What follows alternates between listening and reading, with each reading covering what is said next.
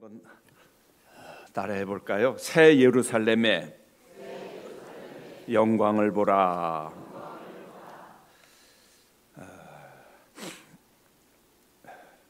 자, 요한계시록 21장 22장은요 요한계시록의 전체 결론이기도 하면서 사실은 성경 전체의 총결론이다.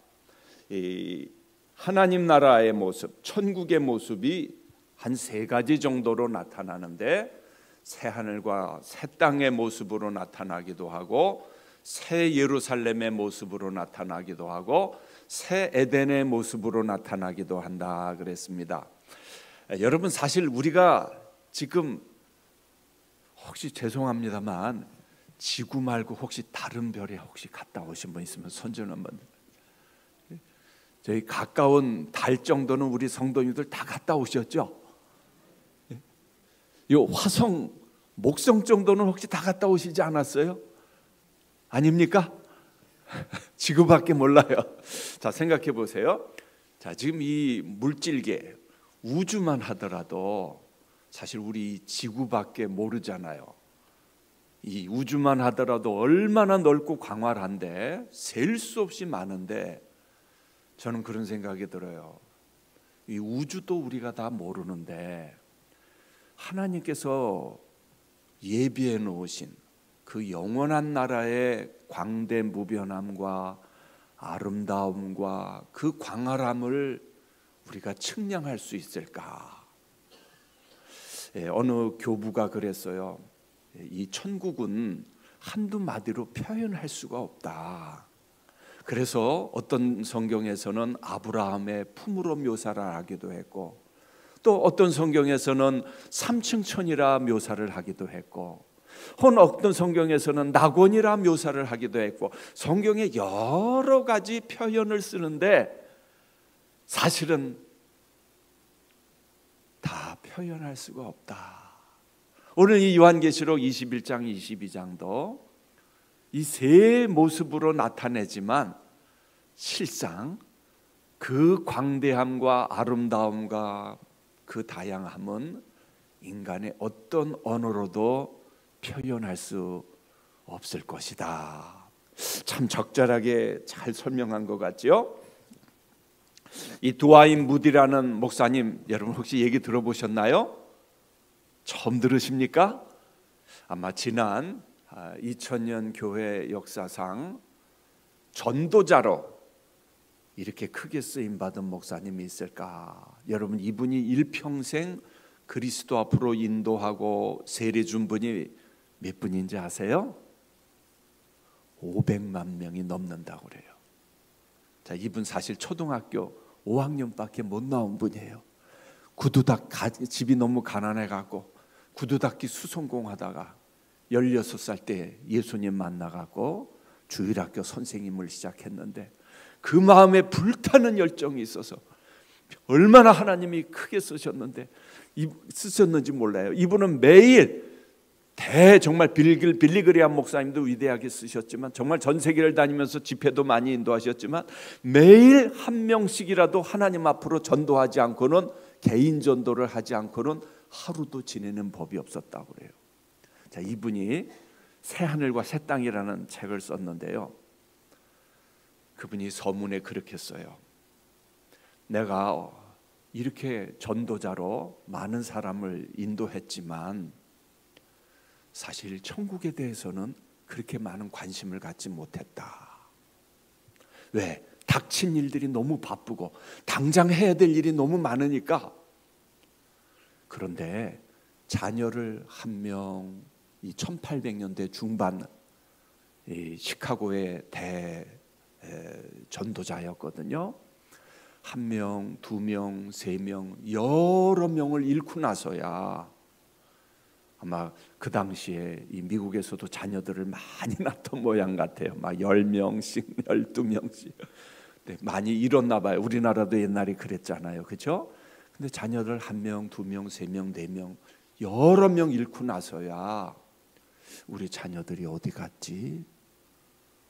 그 다음부터 이 성경의 천국이란 말, 하나님 나라라는 말, 하늘나라라는 말, 이런 말들이 눈에 들어오기 시작했대요. 자, 여러분, 제가 또 한번 소개할 분이 있어요. 요한 칼빈 목사님 있잖아요.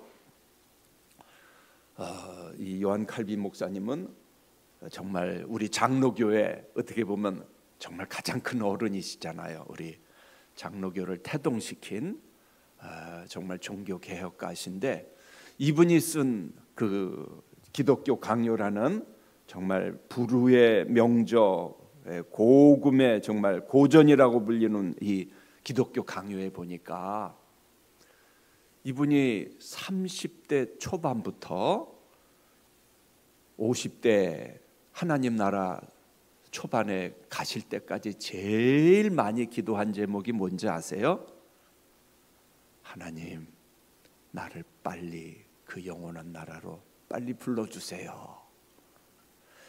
이분이 그 정말 짧은 생애를 불꽃같이 사시다 가셨는데, 온몸에 그냥 정말 질병을 안고 살아가시면서 그렇게 고통 속에서 견뎌낼 수 있었던 그 힘이 어디에 있었느냐? 바로 이 말씀이에요. 제가 깜짝 놀랐어요. 여러분 한번 보실래요?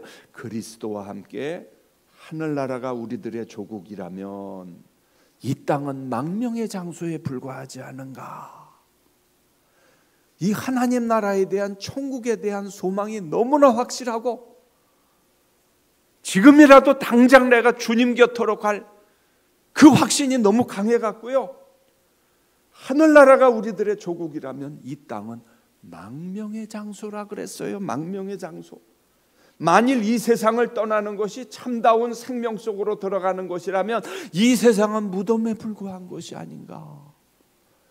저는 처음에 이 말이 얼른 이해가 안 되더라고요. 이건 너무 현실 도피적인 말이 아닌가. 근데 점점 오랫동안 이 말씀을 생각해 보니까 이분은 정말 사도 바울과 같이 하늘나라의 그 영광을 정말 가까이 느끼면서 살았던 분 같아요. 이 세상을 무덤이라고 그랬어요. 어떻게까지 얘기했냐면요, 이 세상에서 사람들 앞에 영광받고 이 세상에서 추구하는 그 영광들, 아메리칸 드림이라고 그러죠. 멋진 직장, 파트너, 멋있는 집, 이런 것들을 다 발로 밟아버리라 그랬어요. 하늘의 영광에 비하면 아무것도 아니기 때문이다 그랬어요.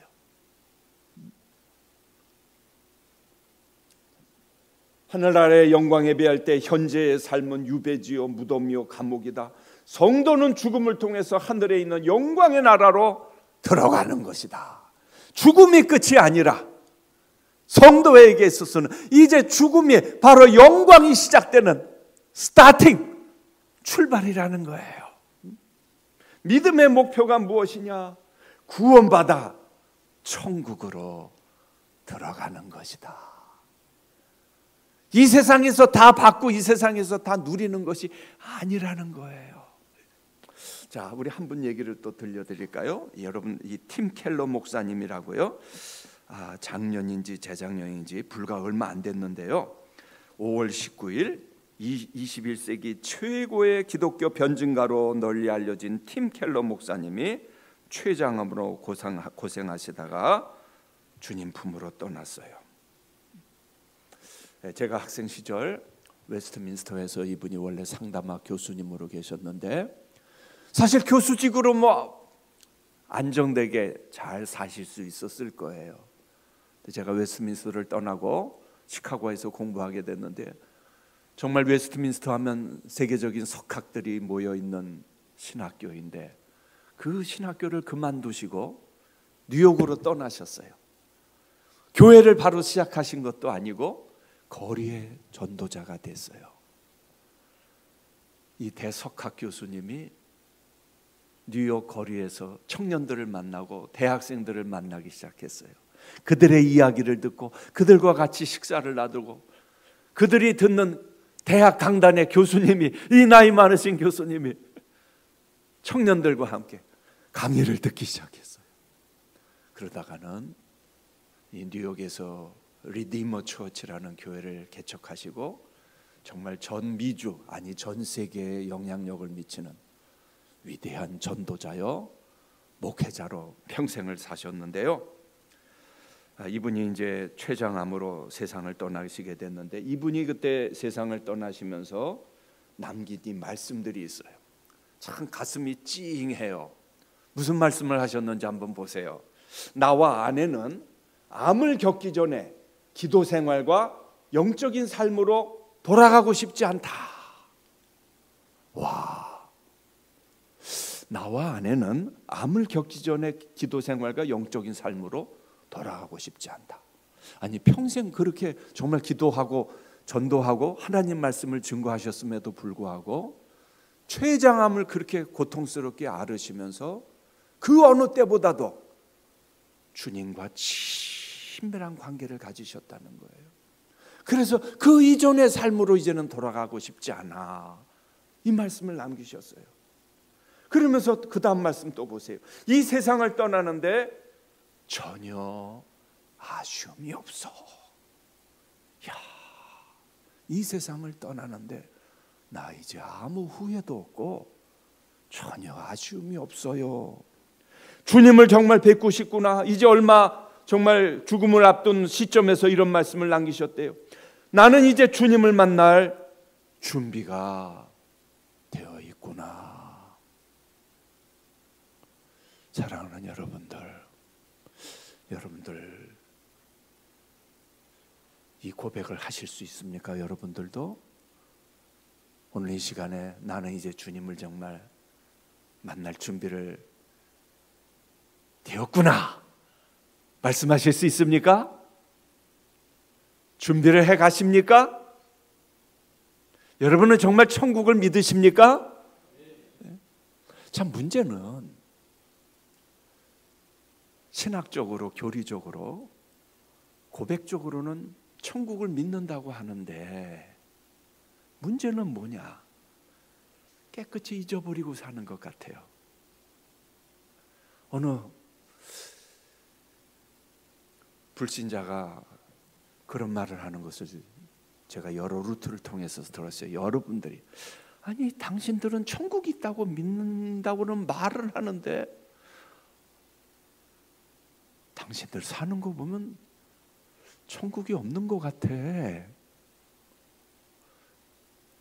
그렇게 좋은 천국 별로 가고 싶어 하질 않잖아. 죽음 앞에서 벌벌벌 떨잖아. 신자나 불신자나 똑같이. 아니 이 세상에서 그렇게 천국 좋다면서 조금이라도 더 그리스도인들도 가지려고 하고 조금이라도 더 축적하려고 하고 우리하고 별로 달라 보이지가 않아. 사랑하는 여러분들, 정말 천국을 믿으십니까? 네? 저는 1990년대 30대를 이제 유학 생활로 보냈어요. 그리고 2000년대 초반에 이제 10여 년이 넘게 유학 생활을 하고 한국에 들어왔는데 눈에 띄게 달라진 게 있어요. 그게 뭐냐면 한국 교회에서 이 마라나타 신앙이 너무나 약화됐어요. 여러분은 계속 사셔서 못 느끼실지 모르지만 천국을 사모하는 신학이 급격히 약화된 것을 느낄 수 있었어요. 제가 어렸을 때 60년대 70년대만 해도요, 한국 교회에서는 재림신앙이 굉장히 강했어요. 교회에서 그때 많이 불렀던 찬양이 뭐냐면요, 저 높은 것을 향하여 했어요. 날마다 나아갑니다. 생각나세요? 1970년대 제가 중고등학생 때였어요. 수련회를 갔어요. 선생님이 앞에 나와서 찬양 인도를 했는데 그때 무슨 찬양을 불렀는지 알아요? 우리 중고등학생들이 박수 치면서 불렀어요. 천국에서 만나보자 만나보자 만나보자. 신나게 박수 치면서 불렀어요.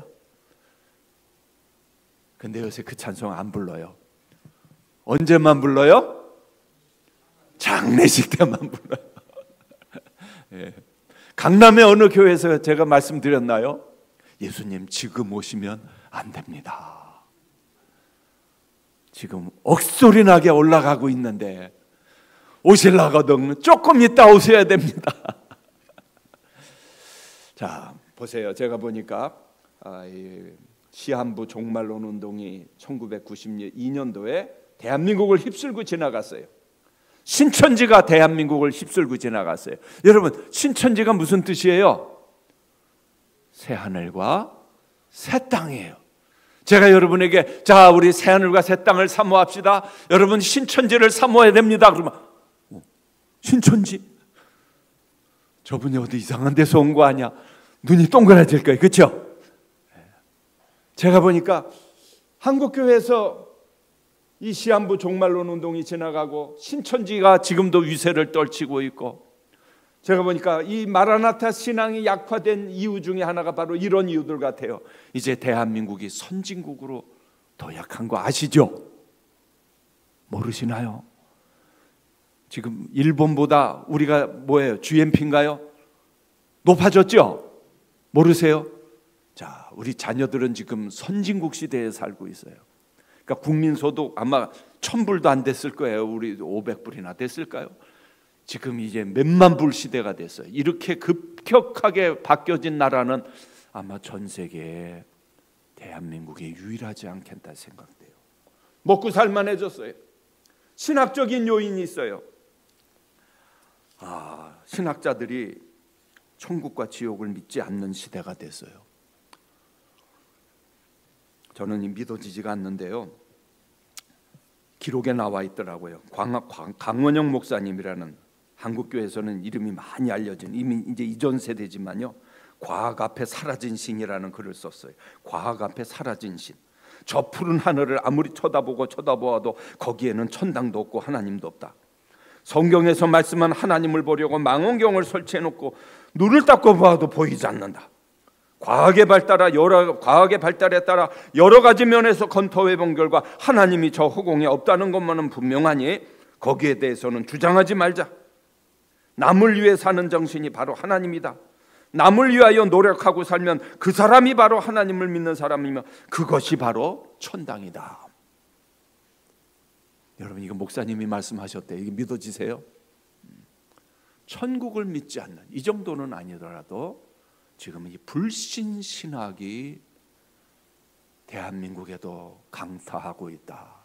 제가 어렸을 때 외국에 그거는 이게 자유주의 신학자들, 불신신학자들이나 주장하는 거라고 그랬는데요, 이런 불신신학이 지금 대한민국에도 여기저기 침투해 있는 것을 제가 느낄 수가 있어요. 사랑하는 여러분들, 천국신앙, 새하늘과 새 땅은 성경의 최고 계시입니다. 자, 여기서 이제 세 가지 모습으로 나타난다고 그랬죠. 새하늘과 새 땅, 새 예루살렘, 새 에덴은 성경의 최고의 계시이다. 천국을 부정하는 신앙은요, 이것은 기독교의 핵심을 부정하는 잘못된 불신신앙이에요. 예수님께서 너희를 위하여 보물을 땅에 쌓아두지 말라. 거기는 종과 동록이 해하며 도적이 구멍을 뚫고 도적질하느니라. 오직 너희를 위하여 보물을 하늘에 쌓아두라. 거기는 좀이나 동록이 해하지 못하며 도적이 구멍을 뚫지도 못하고 도적질도 못하느니라. 내 보물 있는 그곳에는 내 마음도 있느니라. 천국을 부정하는 것은 기독교를 부정하는 것과 다름이 없습니다. 기독교는 내세 중심적인 종교입니다. 바울은 분명히 위의 것을 찾으라. 이것은 물론 현실을 부정하거나 회피하라는 말씀이 아닙니다. 우리가 히브리서 11장을 믿음장으로 알고 있지 않습니까? 이 히브리서 11장에 여러분 핵심이 뭔지 아세요? 구약 성도나 신약 성도나 이 믿음의 증인들의 핵심이 뭐냐? 바로 이거예요. 믿음의 조상들은 한결같이 하늘의 본향을 사모했다. 천국 사모 신앙이 이 믿음의 증인들의 핵심 골자예요. 히브리서 11장 13절 16절에 보면 이 사람들은 다 믿음을 따라 죽었으며 약속을 받지 못하였으되 그것들을 멀리서 보고 환영하며 또 땅에서는 외국인과 나그네로라 증거하였으니 이같이 말하는 자들은 본향 찾는 것을 나타냅니다. 히브리서 11장에 계속해서 강조되는 말씀이 바로 이거예요. 본향, 본향. 영원한 나라, 결코 멸망하지 않는 나라, 흔들리지 않는 나라. 사랑하는 여러분들, 이 세상 나라는요 영원하지 않습니다. 대한민국도 영원하지 않고 미국도 영원하지 않고 이 세상에 영원한 나라는 하나도 없어요. 그러나 우리에게는 흔들리지 않는 나라가 있어요. 그게 뭐예요? 하늘나라, 천국. 새 하늘과 새 땅으로 표현되기도 하고 새 예루살렘으로 표현되기도 하고 새 에덴으로 표현되기도 하고 낙원이라고 표현되기도 하고 아브라함의 품이라고 표현되기도 하고 삼층천이라고 표현되기도 하고 가장 확실한 것은 이 두하임 무디 목사님이 시카고에 대화재가 나서 교회가 다 불타 없어졌어요. 그때 위대한 말씀을 남겼어요. 뭐라고 그랬는지 알아요? 온 세상이 다 불타 없어진다 해도 내 집도 불타고 교회도 다 불타 없어진다고 해도 내게는 불타지 않는 영원한 나라가 있다. 믿습니까, 여러분들? 이 세상의 모든 것을 다 잃는다 할지라도 내게는 없어지지 않는 나라, 불타지 않는 나라, 영원한 아버지의 집이 있는 것을 여러분 믿으시기를 바라요. 믿음의 조상들이 바로 그런 소망을 가지고 살았어요. 이 땅에서 그들은 약속을 받지 못했어요. 심지어는 집도 없었어요. 광야에서 내쫓김을 받았어요. 아니 때로는 톱으로 켜서 죽임을 당했어요. 구덩이에 갇혀서 죽기도 했어요. 이 땅에서 아무런 소망도 유업도 받지 못했어요. 이들이 바라본 것이 뭐예요? 영원한 본향. 기독교는요 현세 도피적이 아니라 현세 중심적인 것도 아니에요. 제가 유학을 마치고 와서 보니까 한국 교회가 완전히 현세 중심적인 교회가 됐어요. 한국 교회 강단을 휩쓰는 메시지의 핵심이 뭐냐면은 웰빙이었어요. 2000년대에 웰빙 메시지가 한국 강단에 얼마나 다 지배했는지 몰라요. 천국에 대해 소망에 대한 메시지는 최근 아마 한 20-30년 동안 들을 수가 없었어요.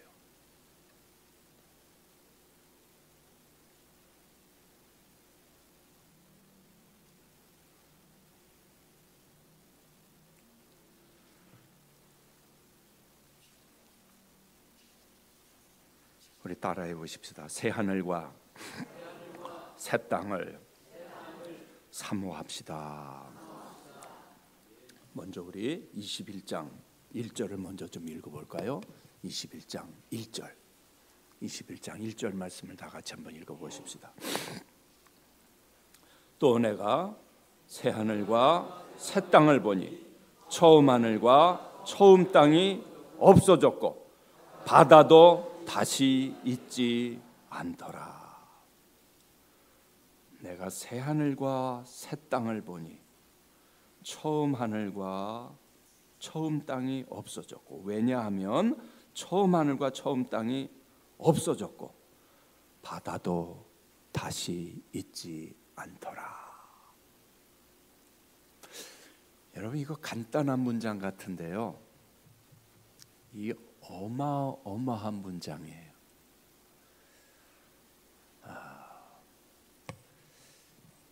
여러분 따라해 보실까요? 새 하늘과 새 땅은 하나님이 다스리는 나라입니다. 또 따라해 봅시다. 하나님 중심이 되는 나라입니다. 저는 성경을 볼 때마다 정말 너무너무 놀랍다. 어떻게 이 사도 요한이 이렇게 엄청난 계시를 받았을까? 이건 사람의 머리에서는 도저히 나올 수 없는 계시다. 왜냐하면요, 여러분, 사람들이 이 유토피아, 이상향, 우리 동양에서는 샹그릴라, 어떤 이 낙원을 많이 그리워했어요. 철학자들도 그랬고요, 동서양의 현자들도 그랬어요. 이 토마스 모아라는 사람은 일종의 정말 공산주의와 비슷한 유토피아를 그렸어요. 서로 평등한 나라다, 전쟁이 없는 나라다, 평화의 나라이다, 사회보장제도가 잘 돼 있는 나라가 유토피아일 것이다, 그렇게 얘기를 했어요. 소국 과민이다. 동서양의, 우리 동양의 노자 장자가 이 유토피아를 그린 것을 보면 아프지 않고 전쟁이 없고 사람들이 평화롭게 잘 사는 나라가 유토피아일 것이다. 그런데 여러분, 이 유토피아는 사람이 건설할 수 있을까요? 없을까요? 제가요, 중고등학생 시절만 해도, 그때가 1970년대인데요, 교회에서 누가 미국에 이민 간다고 그러면요, 얼마나 부러워했는지 몰라요. 그때 제 고등학교 시절에도 어느 집사님 한 분이 미국으로 이민 갔는데 다 부러워했어요. 환송 예배를 드리면서 마음으로는, 겉으로는 펴시지 않지만 이제 이 지상의 파라다이스로 이제 이민 가는 그분을 마음속으로는 다 부러워했어요. 근데 여러분, 제가 80년대 말에, 90년대 이제 80년대 말에 유학을 가게 됐는데, 실제로 미국을 가서 보니까 파라다이스 제가 살던 이 필라델피아에요, 한 번은 어느 선생님을 바래다 주고 오는 길이었는데요, 켄싱턴 스트리트, 지금도 이름을 기억해요. 거기는 낮에는 들어갈 수 없는 거리예요. 이 마약이 지배하고 흑인들이 지배하는 이 흑인촌인데요, 거의 좀비 세상으로 진짜 변했어요. 여기저기 사람들이 나동거라져 있고 마약에 취해갖고 흐느적대고, 거기 사는 선생님이 그런 얘기를 해요. 여기는 밤에 문을 꼭꼭 닫아야 돼요. 쇠창살로 다 해놨어요. 때로는 총싸움하는 총소리가 들린대요. 파라다이스요. 제가 한 번은 청년들 데리고 추수감사주일 날 음식 배달을 간 적이 있는데요, 갔다 와서 며칠을 정말 이 디프레션이 됐어요. 어떻게 사람들이 이렇게 돼지우리만도 못한 곳에서 비참하게 살 수 있을까? 이 지상에 파라다이스라는 거는 세워질 수가 없다. 세계 어디를 가봐도 이 지상에 파라다이스는 존재하잖아요. 스위스 사회보장제도가 너무너무 잘 돼 있죠.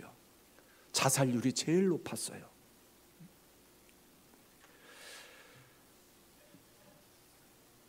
인류의 역사를 보면 제도를 개혁하고 정치를 개혁하고 조금 더 잘 살고 사회보장제도가 더 잘 돼 있고 파라다이스가 될 것 같은데, 그 어느 곳에도 파라다이스는 없어요.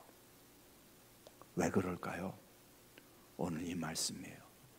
처음 하늘과 처음 땅이 사라졌고 바다도 다시 있지 않더라.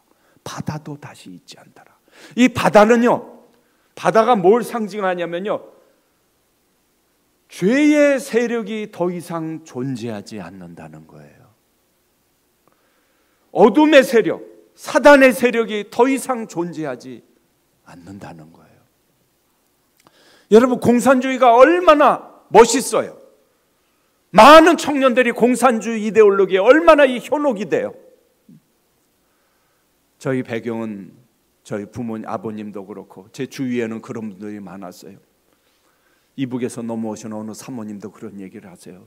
6.25 때 이 공산주의 이데올로기에 현혹이 돼갖고 북한에 막 넘어왔던 이 젊은이들 가운데 굶어 죽은 청년들이 얼마나 많은지 모른대요.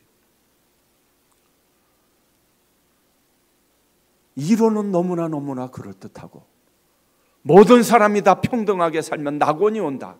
이 사람들이 보지 못하는 게 있어요. 수많은 개혁가들이 보지 못하는 게 있어요. 사람이 죄인이라는 사실이에요. 여러분이 우리 눈에 보이지 않지만 만유인력이라는 게 지금 있어갖고 온 세계를 지금 우리 만유인력이 어느 날 이 중력이 우리를 붙들지 않으면은 우리가 몸이 진짜 다 대기권으로 사라져 버릴 거예요. 보이지 않는 거대한 힘이 우리를 지금 이렇게 잡고 있지 않습니까? 성경은 그렇게 얘기해요. 불순종의 아들들 가운데서 역사하는 거대한 악한 영들이 있다. 이 세계를 지배하는 거대한 죄의 세력이 있다. 여기서부터 해방받을 수 있는 자는 아무도 없다는 거예요. 제도를 아무리 개혁하고 아무리 의로운 사람인 것 같아도 그 사람 자체가 뭐예요? 죄의 권세에서 자유로운 사람은 한 사람도 없어요. 그렇기 때문에 개혁을 하면 그 사람이 독재자가 되고 더 악한 정치를 하고 더 나쁜 정치를 하고 또 독재를 하고 또 독재를 하고, 여러분 이 인류의 역사는 계속해서 이거의 반복이지 않습니까? 우리는 항상 누가 바뀌면 좀 낫지 않을래나 항상 혹시나 했다가 어떻게 됐어요? 예, 세상 정치에는 기대할 게 없어요.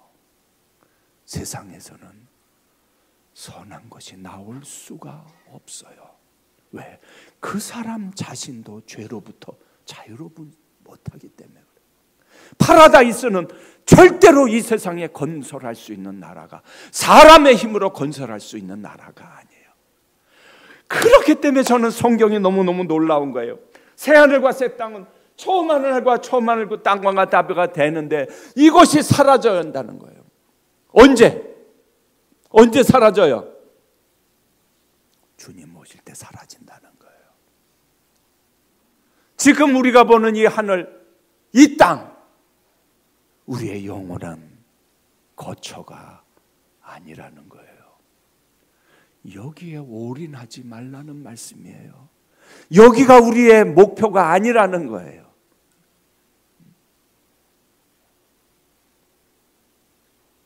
자, 새하늘과 새 땅이 예비되어 있습니다. 이 21장, 22장은요, 사실 이 1절 말씀을 지금 풀이하는 거예요. 새하늘과 새 땅이 어떤 곳인가, 이 전체를 다 풀이하는 장이 21장, 22장인데 이제 새 예루살렘으로 넘어가 보겠어요. 사실 이 새 21장, 22장을 하나하나 하려면 아마 좀 여러 시간이 걸릴 것 같아요. 가장 중요한 것, 핵심되는 것만 지금 얘기하겠어요. 자, 먼저 새하늘과 새 땅 얘기했고, 이제 중요한 것은 새 예루살렘이에요. 따라해 봅시다. 새 예루살렘은 하나님의 영광이 충만한 곳입니다. 다시 한번 하십시다. 새 예루살렘은 하나님의 임재와 영광이 충만한 곳입니다. 자, 여기 보니까 하나님의 영광이 있어. 그 성의 빛이 지극히 귀한 보석 같고 벽옥과 수정같이 맑더라. 자, 이 9절부터 27절까지 읽어보면 계속해서 반복해서 나타나는 말이 있어요. 그게 뭐냐면 이 영광이라는 말이에요. 새 예루살렘에는 하나님의 영광이 가득하다. 이것이 계속해서 반복되고 또 반복돼요. 자, 그렇기 때문에 이 영광이라는 말이 뭔지 좀 우리가 살펴봐야 돼요. 자, 이 헬라어로 독사라는 말인데요, 이 영광이라는 말이 여러 가지 뜻이 있어요. 재산, 힘, 중요함이라는 뜻도 있고, 하나님의 영광을 위하여 할 때는 하나님의 명예, 하나님의 명성, 하나님의 이름, 그 영예를 뜻할 때도 있어요. 자, 근데 또 이 독사, 구약에 보면 이 쉐키나, 이것이 뜻하는 말이 이 세 번째예요. 하나님의 영광이 눈에 보이도록 찬란하게 빛나는 것이다. 하나님의 임재하십니다. 쉐키나. 구약에 하나님의 쉐키나가 나타났어요. 불과 구름 기둥으로 나타나기도 했고요. 솔로몬 성전에서 하나님의 영광을 돌릴 때 하나님의 영광이 친히 눈에 보이도록 임했어요. 이사야가 성전에서 기도할 때 하나님의 쉐키나 찬란함이 성전에 임했어요. 아하. 22절에 보면 그래서 새 예루살렘에는 성전이 없다. 새 예루살렘에는 성전이 없다. 여러분 16절을 한번 같이 읽어볼까요? 16절. 새 예루살렘이 어떤 곳이냐? 하나님의 임재와 영광이 충만한 곳이다. 자, 저를 잠깐 보세요. 여러분 성경이 천국에 대해서 많은 계시를 주지 않았어요. 어떻게 보면 너무 짧아요. 21장, 22장. 물론 요 앞에도 없는 건 아니지만 많은 계시를 주지 않았어요. 왜 그랬을까요? 하나님께서 왜 이렇게 많은 계시를 주지 않았을까요? 우리 궁금하잖아요. 천국 가면 어떻게 살지? 궁금하잖아요. 그렇죠? 많은 계시를 안 줬어요. 왜 그럴까요? 아마 헤르만 바빙크 박사님이 그랬나요? 박윤선 목사님도 그러셨던 것 같아요. 많이 주어도 이해를 못할 거다. 많이 주어도 이해를 못할 거다. 그 첫 번째가 뭐냐? 죄가 우리를 다스리지 못한다는 거예요. 여러분 그때가 되면요, 미워하고 싶어도 미운 마음이 안 나요. 이해가 되세요? 자, 우리 한번 여쭤볼게요. 우리 동산교회 성도님들, 예수님 안에서 여러분 다 새 사람이 되셨죠? 확실하죠? 예수님의 새 생명이 여러분을 주장하시죠? 예, 이웃집 사촌이 땅을 사도 배가 안 아프죠? 이야, 할렐루야. 옆집 아이가 전교 1등 했어요. 아주 기쁘게 축하해 주시죠? 이야, 이쯤 되면 여기다 천사들만 모이셨네요. 자, 여러분 친구가 압구정동 타워 팰리스인가요? 수십억짜리 아파트에 들어갔어요. 기쁘지요? 집에 가서 투정 안 부리시죠? 야, 뭐 설교 안 해도 되겠습니다. 이제 이미 다 이 성화가 되셨네요. 진짜입니까? 근데? 이야, 제가 할 말이 없어요. 이제 설교 끝내야 되겠습니다. 자, 그때가 되면 우리 마음속에 질투하는 마음도 없어지고 미워하는 마음도 없어지고 사랑의 마음만이 우리를 주장한다는 거예요. 와, 저는 이 죄가 없어진다는 세상을 아직 우리가 한 번도 경험을 못 해봤기 때문에 정말 그때를 그리워해요. 새하늘과 새 땅이 임할 때 그 얼마나 놀라울까. 자, 두 번째는 하나님의 임재가 충만하다. 어느 정도로 임재가 충만하냐면요, 자, 여러분 16절 같이 읽어봐봐요. 시작. 그 성은 네모가 반듯하여 길이와 너비가 같은지라. 그 갈대자로 그 성을 측량하니 12,000 스다디오요 길이와 너비와 높이가 같더라. 자, 여러분 이 12,000 스다디오는요 어느 정도 되는지 아세요? 거의 2,400km가 돼요. 2,400km. 근데 길이와 너비와 높이가 같다. 여러분 이거는 상상할 수가 없는 성이에요. 자, 길이만 해도 2,400m, 2,400km. 저 부산에 갔다가 한 6배 정도 되는 400km, 아마 신우주 가서도 몇 배 더 될 거야. 그 길. 그리고 또 길이, 근데 높이도 2,400km. 이건 상상할 수가 없어요. 사람이 어떻게 높이를 2,400km를 만들어요? 길이와 너비와 높이가 같더라.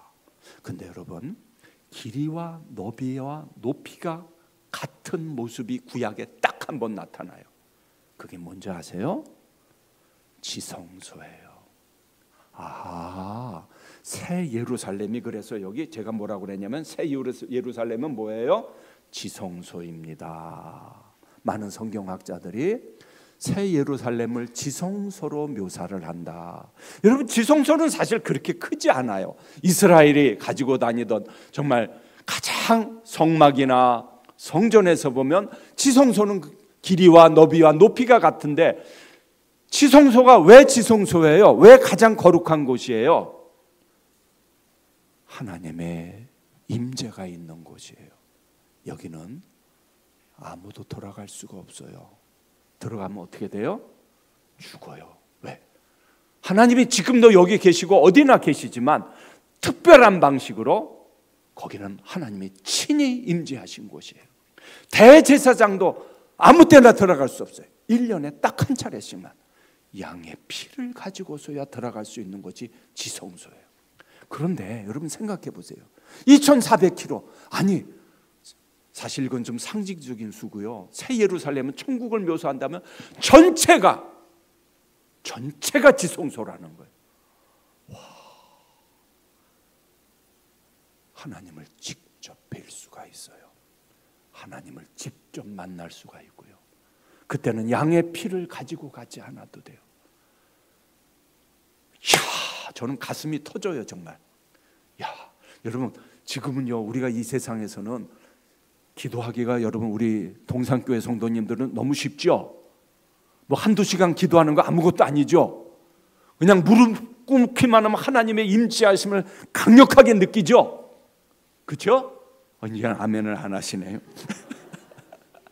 자, 이 세상에서는 사실 이게 기도가 쉽지가 않아요. 그렇죠? 정말 때로는, 어떤 때는 저도 정말 진짜 간혹 진짜 2-3시간 쉽게 기도할 때가 있어요. 정말. 그럼 그냥 아주 드문 경우예요. 어떤 분은 한 5-6시간도 막 기도하는데 막 그냥 쉽게 눈 뜨니까 막 5-6시간이 지났다고 그러더라고요. 저도 아직 그런 은혜는 못 받아봤는데요.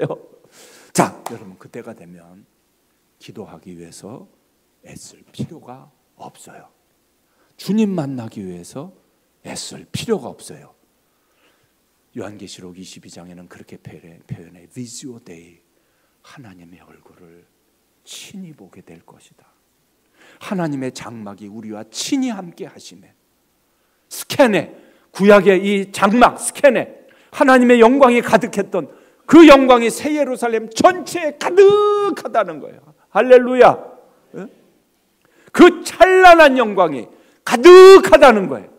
와, 너무너무 놀랍지 않습니까? 새 예루살렘은 거룩한 성이요, 크고 높은 성이요, 영원한 나라요, 흔들리지 않는 나라요, 가장 안전한 도성이요, 고대 도시의 이상형이다.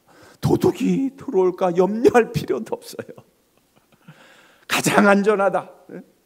자, 새 예루살렘은 상상할 수 없는 찬란한 영광으로 충만하다고 그랬어요. 18절에 보면 그 성은 정금인데 맑은 유리 같더라. 성의 길은 맑은 유리 같은 정금이더라. 여러분이 이 보석의 아름다움에 비교해요. 근데 여기 중요한 차이가 있어요. 그냥 보석이 아니라 맑은 유리 같더라. 아무리 금이라고 해도 어떻게 맑은 유리 같을 수 있어요? 왜 그래요?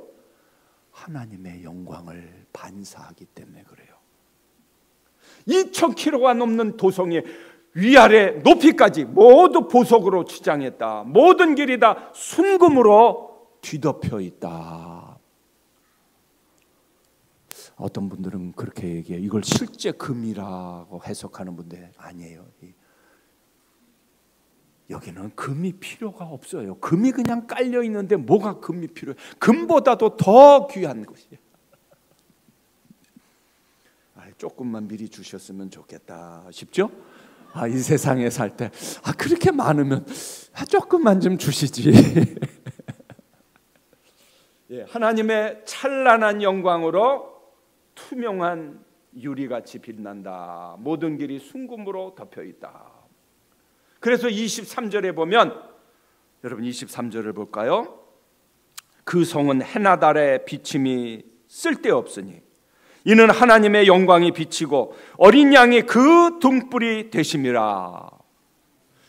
저는 그렇게 생각해요. 천국에 가면 지금의 자연 질서와는 다른 새로운 질서가 있을 것이다. 지금 우리는 태양의 빛을 받고 전기의 빛을 받고 살지만 해나 달의 비침이 쓸데없다. 왜? 하나님 그분 자신이 등불이 되시고 하나님 그분의 영광이 찬란하기 때문에. 그래서 여러분 성경을 읽어보면 이런 것들을 좀 주의해서 보셔야 돼요. 이 천상에서 온 존재들의 특징이 뭔지 아세요? 찬란한 영광으로 빛난다는 거예요. 여러분 예수님 우리 지난 주일날 부활주일 지나지 않았습니까? 그 두 천사의 모습을 묘사하는 복음서의 기록을 한번 보세요. 어떤 성경은 뭐라고 표현했냐면 흰 옷을 입었다 그냥 이렇게 표현해. 근데 그 흰 옷이 그냥 하얀 옷이 아니에요. 다른 성경에 보면 또 뭐라고 표현했냐면 찬란한 광채가 뒤덮여 있어서 보는 사람들이 로마 군병이 나자빠졌다 그래요. 이 세상의 빛이 아니고 천상의 빛을 반영해요. 제가 첫 시간에도 말씀드렸지 않나요? 요한계시록 1장에 보면 이 주님의 모습도, 천상에서 오신 그 주님의 모습도 너무나 밝고 너무나 찬란한 광채가 빛나서 사도 요한도 두려움에 사로잡혔어요. 10장도 보세요. 이 천사의 모습이 찬란하게 빛내. 심지어는 요한이 2차례나 이 천사 앞에서 하나님인 줄 알고 엎드려서 경배하려고 그랬어요. 이 초자연적인 환상과 계시를 이렇게 많이 받은 이 사도 요한까지도 천사를 보고 하나님인 줄로 착각을 했어요. 천상의 존재들의 가장 중요한 특징이 바로 이 하나님의 찬란한 영광을 그대로 반사한다는 거예요. 심지어는 모세까지도 시내산에서 하나님의 이 영광을 보고 나서는 어떻게 했어요? 사람들이 모세의 얼굴을 보지 못했어요. 수건으로 그 얼굴을 가려야만 했어요. 이사야 60장 19절에 이미 예언을 했어요. 다시는 낮에 해가 내 빛이 되지 아니하며 달도 내게 비추지 않을 것이요 오직 여호와가 내게 영원한 빛이 되며 내 하나님이 내 영광이 되리라. 그래서 새하의 예루살렘에는 밤이 없다 그랬어요. 바다도 없고 밤이 없다. 죄와 저주의 모든 세력이 다 사라져버렸다. 모든 어두움의 세력이 존재하지 않는다. 사단과 악령들, 불신의 세력들이 영원토록 불못에서 심판받게 될 것이다. 할렐루야.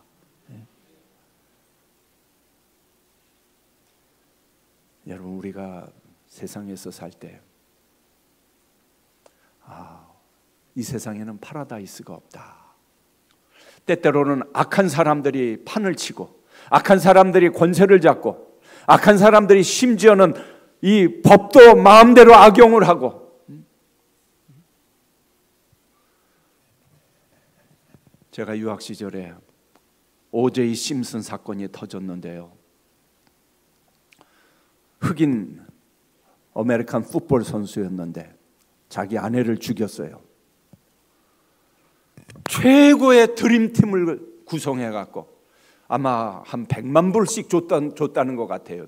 미국에서 제일 탁월한 변호사들 한 사람당 100만 불씩 주고 드림팀을 구성해서 재판에서 이겼어요. 그걸 보고 미국의 민주주의도 무너졌구나. 돈이 지배하는구나. 나중에 형사재판인가에서는 아마 졌어요. 돈이 지배하는 것 같고, 그때 많은 정말 미국의 지성인들, 시민들이 탄식했어요. 돈의 파워가 이렇게 세구나. 우리나라도 모르겠어요 지금. 이기는 것 같아요. 그러나 이들이 마지막 심판을 피하지는 못합니다. 우리 주님께서 마지막 날 재판장으로 오실 때는 이 세상에서는 이겼는지 모르지만 주님의 눈을 피할 사람은 아무도 없습니다. 낮에 성문들을 도무지 닫지 아니하리니 거기에는 밤이 없음이라. 영원토록 안전하다. 이 땅에는 영원한 도성이 존재하지 않습니다. 이 세상은 정말 모순투성입니다. 자, 따라해 보겠습니다. 자, 이건 이제 중요한, 아주 가장 중요한, 오늘 제가 증거하고 싶은 핵심 메시지 중에 하나인데요. 따라해 보겠습니다. 새 예루살렘은 어린 양의 아내입니다. 새 예루살렘은 어린 양의 아내다.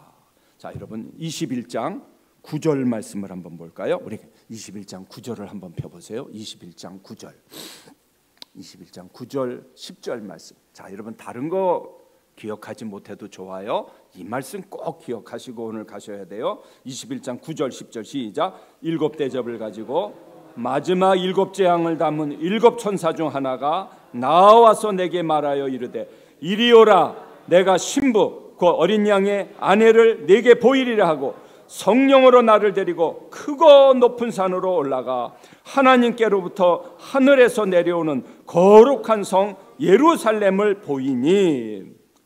자, 여러분 여기 보세요. 천사 중 하나가 내게 와서 이르되 내가 어린 양의 아내를 내게 보리라. 여러분 어린 양의 아내가 누굴까요? 어린 양의 아내가 누구예요? 예? 어린 양의 아내 누구예요? 예? 자, 이게 중요해요. 어린 양의 아내가 누구예요? 자, 제가 어린 양의 아내입니다. 따라해보세요. 제가 어린 양의 아내입니다. 예, 성도님들, 우리 교회가 신부요 어린 양의 아내입니다. 이건 너무너무 놀라운 말씀이에요. 아닌가요? 여러분 어린 양의 아내 아니세요? 예, 교회는 예수님의 신부입니다. 즉 어린 양의 아내를 내게 보여줄 것이다 하고는 뭐가 나와요? 10절 성령으로 나를 데리고 크고 높은 산으로 올라가 하나님께로부터 하늘에서 내려오는 뭐예요? 거룩한 성 예루살렘을 보여주셨다. 자, 이거 맞아요? 틀려요? 새 예루살렘은 어린 양의 아내입니다. 근데 그 어린 양의 아내가 누구예요? 구체적으로? 교회요, 성도들이에요. 믿습니까 정말로? 자, 보세요. 새 예루살렘은 새 하늘과 새 땅, 또 새 에덴과 같이 영원한 천국을 나타내요. 그런데 이 새 예루살렘은 또 어린 양의 아내요, 신부, 교회요, 성도님들이에요. 그런데 지금 21장에서 뭘 나타내냐면 새 예루살렘의 영광을 보여주고 있어요. 그러면 천국의 영광은 누구의 영광이 돼요? 교회의 영광이에요. 그리고 또 누구의 영광이에요? 구체적으로 나의 영광입니다. 따라합시다. 나의 영광입니다. 좀 확신 있게 얘기해 보세요. 이렇게 그냥 남의 집에 들어가는 것 같이 얘기하세요. 자, 다 같이 다시 한번. 나의 영광입니다. 확신하십니까? 예, 바로 이 21장에서 묘사하는 이 말씀이 너무너무 중요한 거예요. 천국의 영광 이퀄 교회의 영광이다. 자, 보세요. 제가 첫째 시간에 이 말씀 했나요? 다시 한번 같이 읽어보겠습니다. 시작. 요한계시록은 삼위일체 하나님의 영광을 보여주는 책이며 동시에 성도의 영광을 보여주는 책이다. 성도는 어린 양의 왕적 통치에 참여하게 될 것이다. 아멘. 믿습니까? 제가 초등학교 4학년 때요, 강남 초등학교를 다녔는데요, 상도동에 있는 한 번은 선생님이 한 70명 됐나요? 한 반에. 자, 여러분들 가운데 어렸을 때 부모님한테 나가 뒤져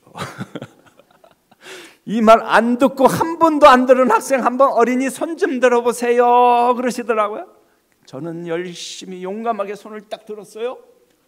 근데 쓱 보니까 아무도 안 들어요. 다들 고개를 푹 숙여요. 저쪽에 한 명만 손을 들고 나머지는 아무도 안 들어요. 그러니까 70명 중에 2명 빼놓고는 다 어떤 놈이에요? 나가 쥐질 놈으로 자란 거예요. 넌 다리 밑에서 주워왔어. 이런 죽을 놈, 이런 망할 놈. 우리 시대에 제일 많이 들어왔던 욕들이 바로 망할 놈, 죽을 놈, 나가 뒤질 놈. 자, 이 머릿속에 그러니까 너는 다리 밑에서 주워온 놈이야. 아, 우리 세대는요, 아마 지금 세대는 안 그럴 것 같아요. 멍들고 멍들었어요. 다 이 자아상들이 다 깨지고 상처로 얼룩져 있어요. 저는 그렇게 생각이 돼요. 우리 대한민국은 정말 전 세계에서도 가장 경쟁이 치열한 나라 중에 하나일 거예요. 정말 심지어는 형제와 형제 사이에 비교당하고 가족과 가족 사이에 비교당하고, 우리는 정말 어떻게 보면 정말 이게 다 쩔어 있어요. 이 셀프 이미지가 다 쩔어 있어요. 자, 오늘 여러분, 성경이 제시하는 이 이미지, 이 패러다임이 오늘 바뀌어지는 시간 되기를 바라요. 성경이 뭐라고 하는지 이 말씀을 받아들이기를 바라요. 요한계시록은 삼위일체 하나님의 영광을 보여주는 동시에 누구의 영광을 보여줘요? 성도의 영광을 보여준다. 사단의 최대 전략이 뭐냐? 성도들이 자신의 영광을 보지 못하게 하는 거예요. 하나님이 우리를 어떻게 보시는가? 이 성도의 미래가 어떻게 되는가? 이걸 보지 못하게 하는 게 사탄의 전략이에요. 제가 잘못 진단했기를 바라요. 우리 한국의 많은 성도님들은 깊은 패배주의에 빠져 있다. 우리는 너무나 많은 공격을 어렸을 때부터 받아왔어요. 한 번도 그 누구도 너는 세상에서 가장 소중한 존재야. 혹시 그런 칭찬을 받고 자라신 분들 계신가요? 손 좀 한번 들어봐 주세요. 없으십니까? 자, 따라해 봅시다. 나는 하나님의 최대 걸작품이야. 정말 믿습니까? 따라해 봅시다. 한 번만 더. 나는 하나님의 가장 소중한 존재야. 믿습니까? 네, 오늘 성경이 말하는 것이 바로 그거예요. 하나님의 자녀가 된다는 것. 여러분 생각해 보세요. 세상의 부모님들도 자기 자녀를 위해서는 모든 희생을 치르고라서도 다 주고 싶어하는 게 우리 부모님 마음 아닙니까? 하물며 천부께서 구하는 자에게 가장 귀한 것을 선물로 주지 아니하시겠느냐. 사단의 최대 전략이 바로 이거예요. 하나님이 너를 더 이상 사랑하지 않아. 너는 버림받은 존재야. 너는 저주받은 존재야. 사단의 최대의 거짓말 중에 하나예요. 자, 파블로 피카소란 분이 제가 준비하다 보니까 참 위대한 화가였는데 참 멋있는 말을 했어요. 너는 내가 누구인지 알고 있는가? 너는 경이로운 존재이며 유일무이한 존재이다.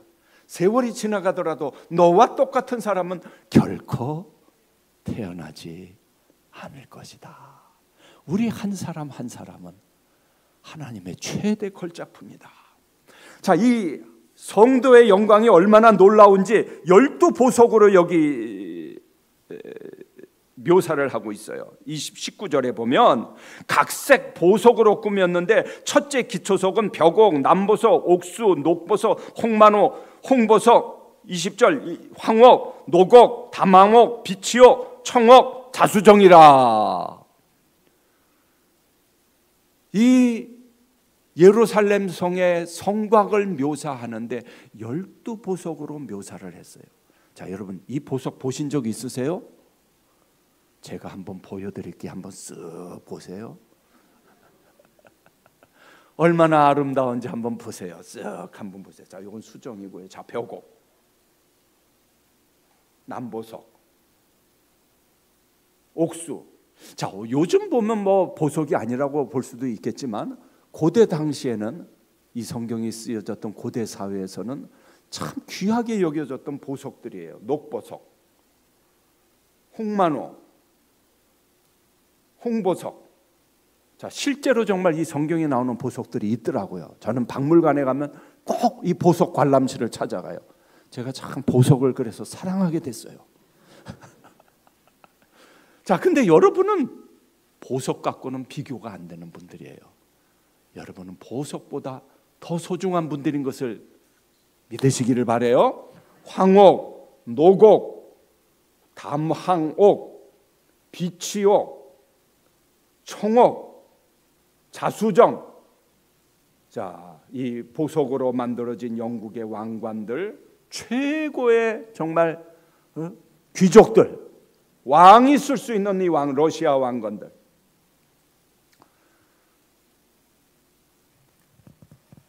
사실은 저는 그렇게 생각해요. 이 성도의 영광은 이 세상의 언어로 형용할 수 없을 정도이다.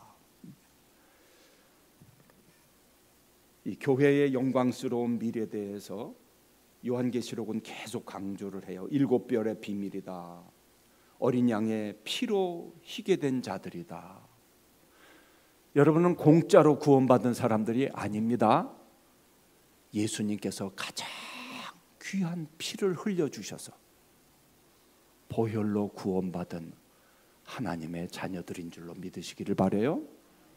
요한계시록 12장 1절에 보면 태양으로 둘러싸인 여인의 모습이 나와요.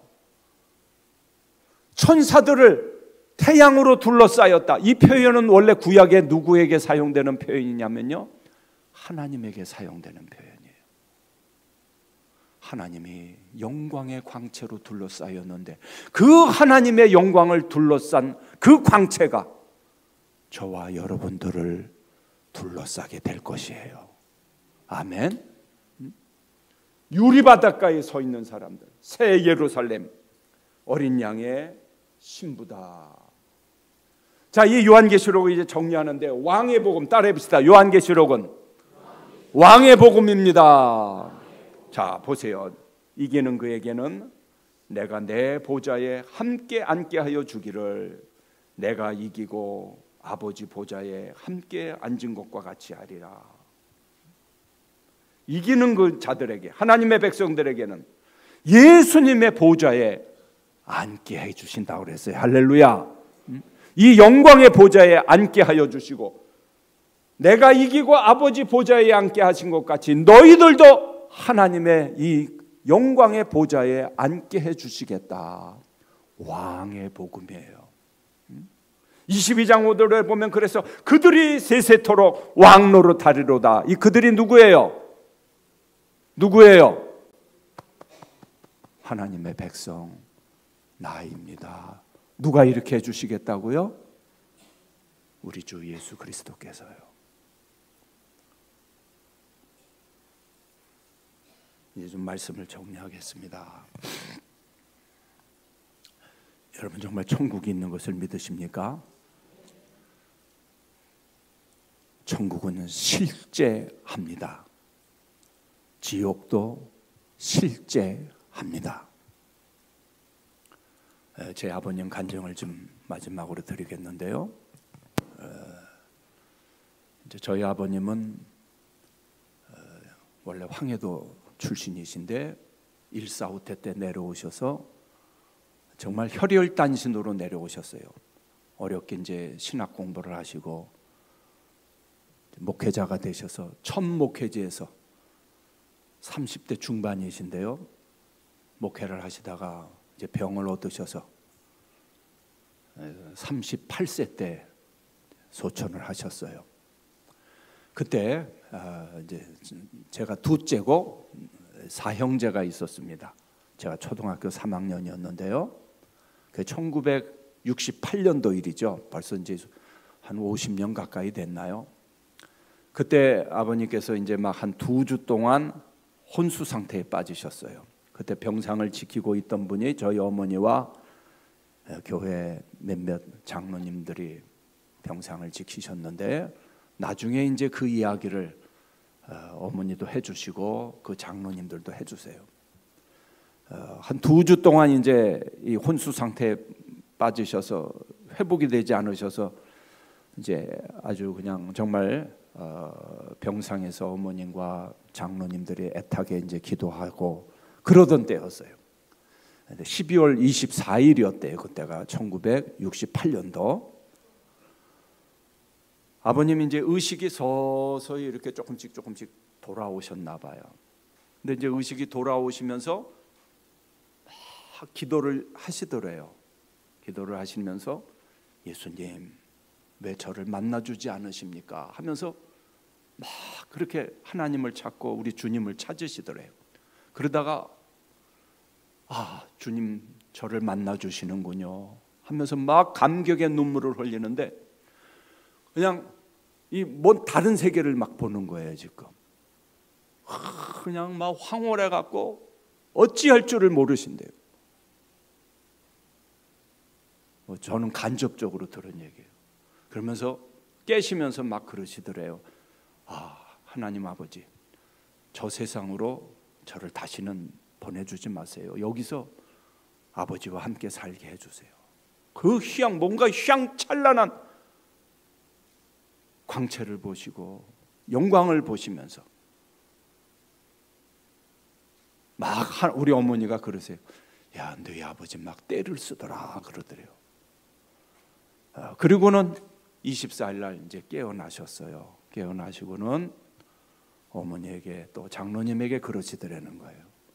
내가 오늘 밤이 고비일지 모른다고. 오늘 밤 넘기면 모르겠지만 넘기지 못하고 오늘 밤 주님께로 갈지도 모른다고.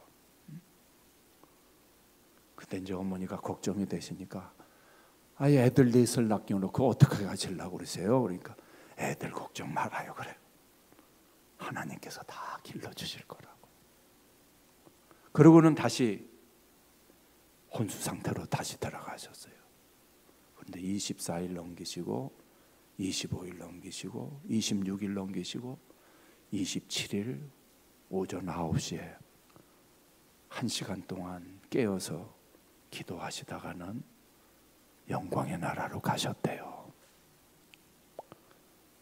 그 마지막 순간에 그 하늘나라의 영광의 광채를 환히 다 보신 거예요. 저는 이 요한계시록 21장을 보면서 가끔 그때 그 일을 많이 회상을 해요. 어머니가 가끔 그런 말씀을 나중에 하셨어요. 야, 아무리 천국이 좋아도 그렇지 안 가겠다고, 이 세상 안 가겠다고 떼를 쓰냐, 막 아버지께 그냥 안 보내달라고 막 떼를 쓰더래요. 너희 아버님 너무 하셨더라. 야, 어머니는 이제 아버님이 좀 원망스러우셨던 거예요. 무슨 말씀하시는지 아시겠어요? 사랑하는 여러분들, 아버님 말씀대로 저희 형제들 다 잘 컸고요. 저희 형님과 제가 목사가 됐고, 하나님께서 이렇게 신학 공부도 시켜주시고 신학교에서 학생들을 가르칠 수 있는 길을 지금까지 열어주셨어요. 여러분, 천국은 있습니다.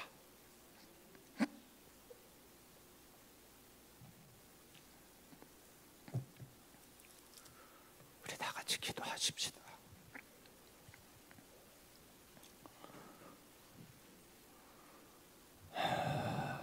여러분,